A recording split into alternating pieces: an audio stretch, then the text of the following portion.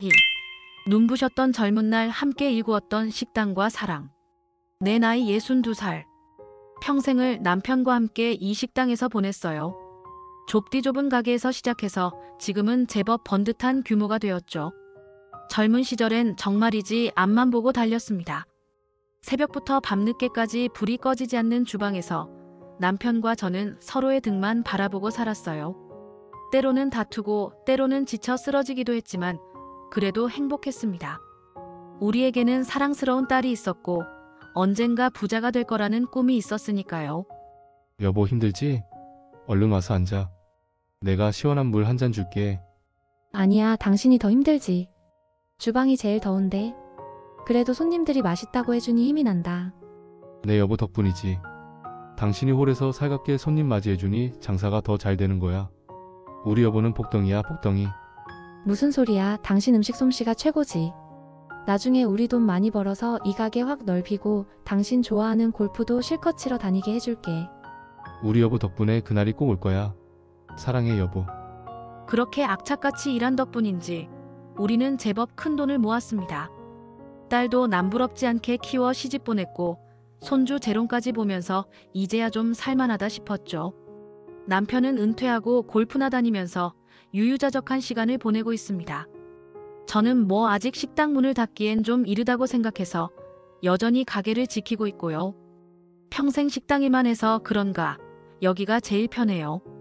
고된 일이었지만 이젠 제 삶의 일부가 되어버렸죠. 남편은 제가 걱정된다며 그만 쉬라고 하지만 저는 아직 괜찮다고 손님들 얼굴 보는 게 낙이라고 말합니다. 사실은 제가 없으면 이 식당이 제대로 굴러가지 않을 거란 걸 남편도 알고 저도 알고 있으니까요. 문제의 시작은 작년 가을이었습니다. 남편이 골프를 치러 다니기 시작하면서부터였죠. 처음엔 그저 건강을 위한 새로운 취미 생활인 줄 알았어요. 평생 일만 한 사람이니 이제라도 좀 즐겨야지 싶었고요. 하지만 그의 변화는 눈에 띄게 나타나기 시작했습니다. 옷차림이 부쩍 젊어졌고 머리 스타일도 신경 쓰는 듯 했어요. 예전엔 생각지도 않던 향수까지 뿌리고 다니더군요. 무엇보다 수상했던 건 휴대폰이었습니다. 늘 손에 쥐고 다니며 저와 함께 있을 때도 메시지를 확인하곤 했어요. 잠시 자리라도 비우면 메시지가 몇 개씩 와 있고 답장을 할 땐 늘 저를 의식하는 눈치였습니다.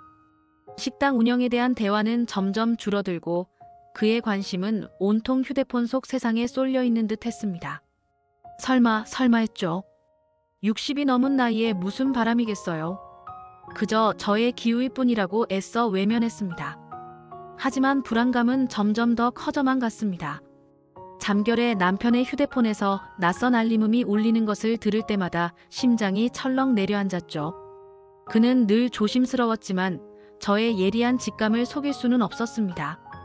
여보, 오늘 골프 약속 있어? 아침부터 차려입었네. 응, 동호회 사람들이랑 약속 있어서 이젠 좀 쉬면서 즐겨야지. 그럼 재미있게 치고 와. 저녁은 내가 좋아하는 갈비찜 해놓을게. 그래, 그때까지만 해도 몰랐죠. 저 작은 휴대폰 안에 저의 세상이 송두리째 무너질 만한 비밀이 숨겨져 있을 거라고는. 이 충격적인 진실, 남편의 외도와 캐디의 속셈. 그러던 어느 날이었습니다.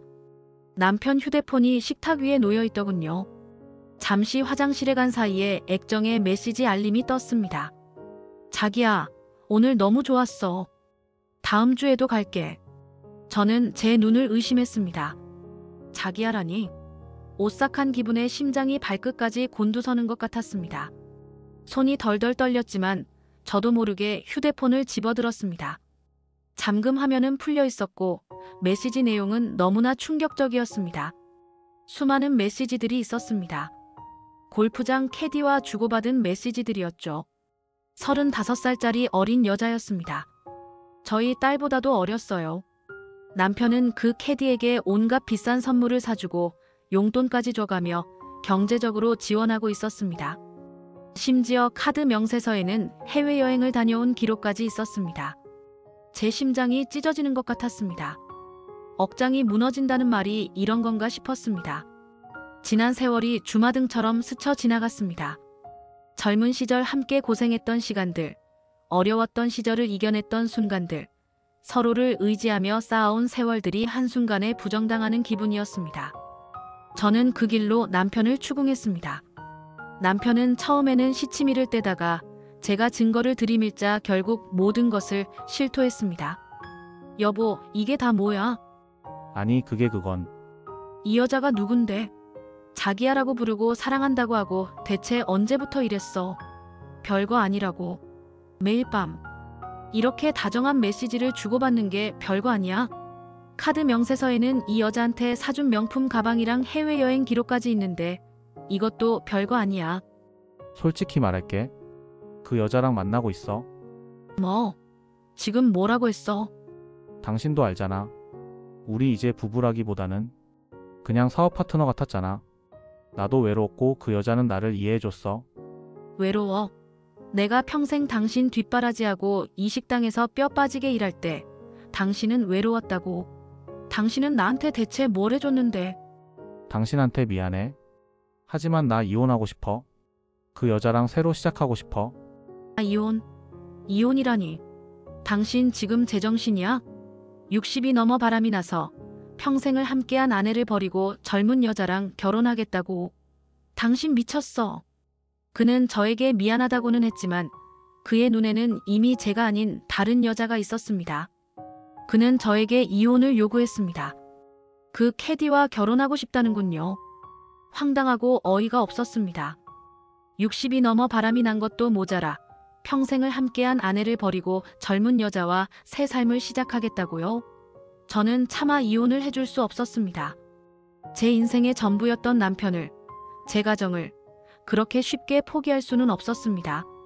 3. 캐디와의 은밀한 관계의 돈 요구와 이혼 조장. 남편은 캐디에게 끊임없이 돈을 퍼부었습니다.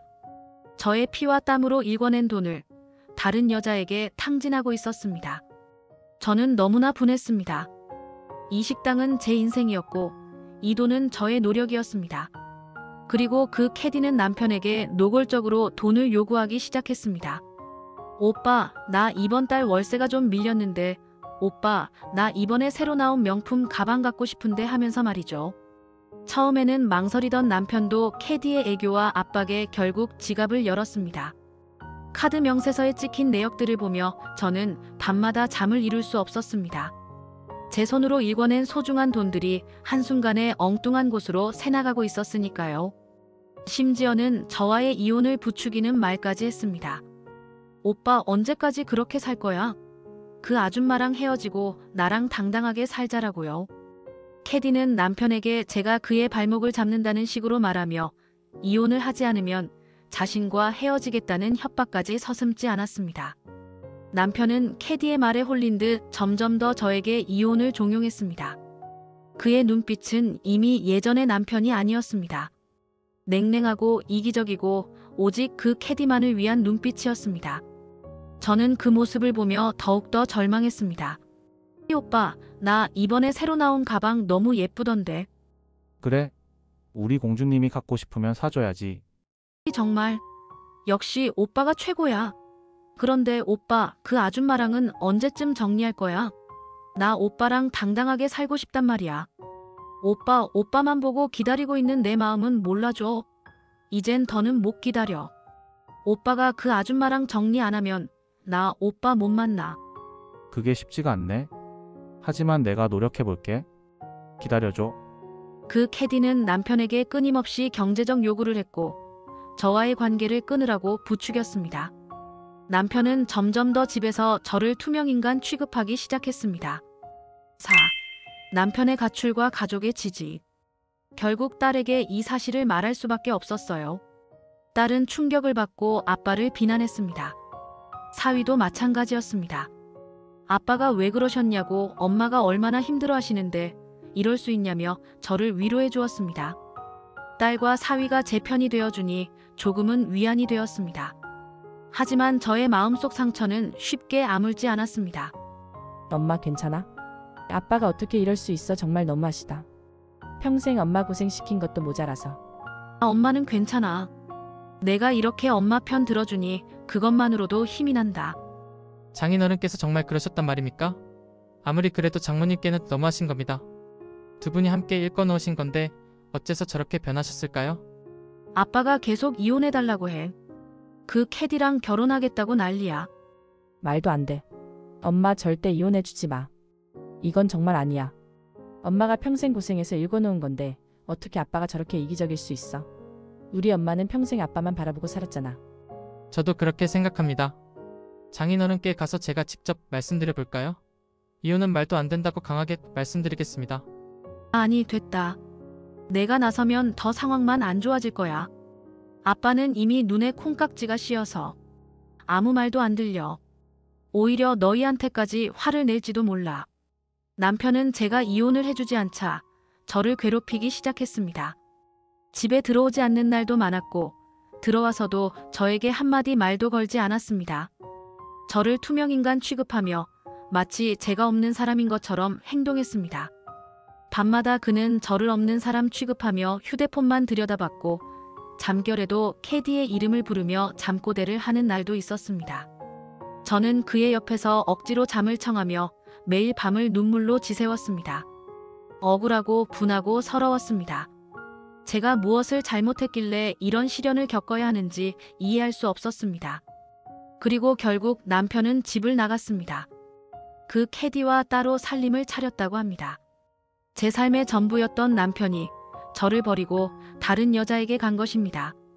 저는 그날 이후 마치 영혼이 빠져나간 사람처럼 무기력해졌습니다. 식당 일도 손에 잡히지 않았습니다.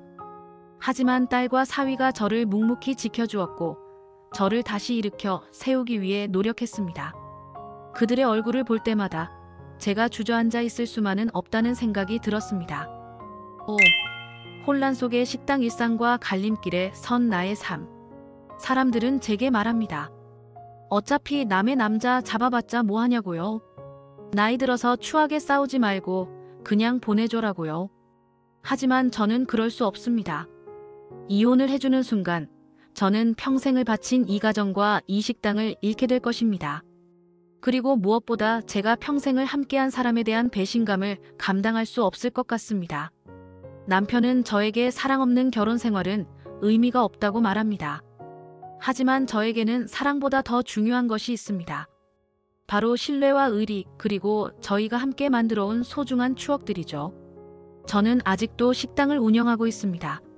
매일 새벽같이 일어나 재료를 준비하고 손님들을 맞이합니다.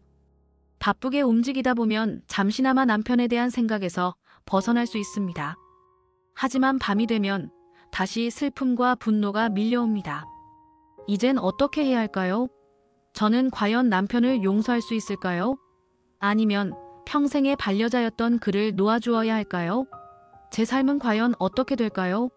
저는 아직 답을 찾지 못했습니다. 하지만 한 가지 확실한 것은 저는 이 가정을 지키기 위해 끝까지 노력할 것이라는 겁니다. 제가 평생을 바쳐 일궈낸 소중한 것들을 그렇게 쉽게 포기할 수는 없습니다. 앞으로 어떤 일이 벌어질지 알 수 없지만 저는 제 스스로를 지키고 제 가정을 지키기 위해 최선을 다할 것입니다. 이 식당은 제 삶의 전부이자 저의 자부심이니까요. 여러분은 제가 어떻게 해야 한다고 생각하시나요? 저는 지금 저의 삶의 기로에 서 있습니다. 제가 앞으로 어떤 선택을 해야 할지 여러분의 따뜻한 조언을 듣고 싶습니다.